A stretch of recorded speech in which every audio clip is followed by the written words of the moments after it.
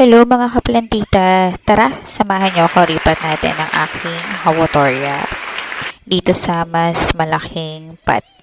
So, ang ginagamit ko nga palang medium sa aking mga succulent. Ito ay Lava Rocks, Pumice.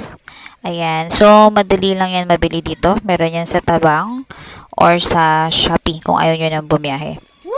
And then, Akadama soil. Ang Akadama soil, optional lang yan kasi medyo pricey siya. Ang importante lang sa pag-aalaga ng mga succulent is kailangan palitan natin ang kanilang lupa or yung medium. Ito, cinnamon. Optional lang din yan.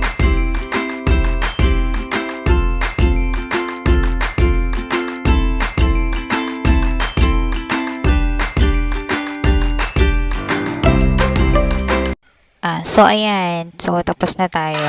O, diba mas maganda siya. Lagyan lang natin siya ng Osmocote.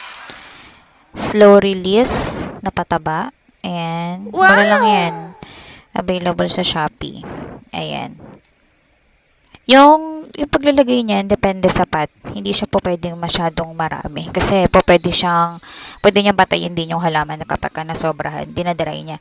So, yan nga pala ang aking pansiksik. Very affordable din yan. At napaka-inam. Okay. Ayan. Concrete nail. Ayan. So, siksikin lang natin siya. Ang kinaganda kasi dyan, hindi niya masyadong nasasakal yung ugat ng succulent or ng hawatorya. Kaya, mas okay talaga yan. Lalo na dito sa atin, sa lugar natin sa Bulacan. Kasi masyadong mainit dito. Ayan. Ngayon lang ako naglalagay ng cinnamon.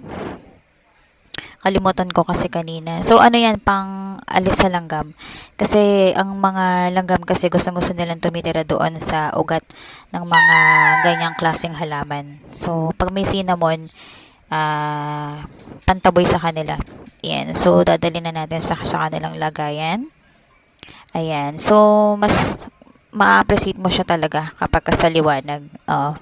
Pak. Diba? Ang ganda niya. Ayan.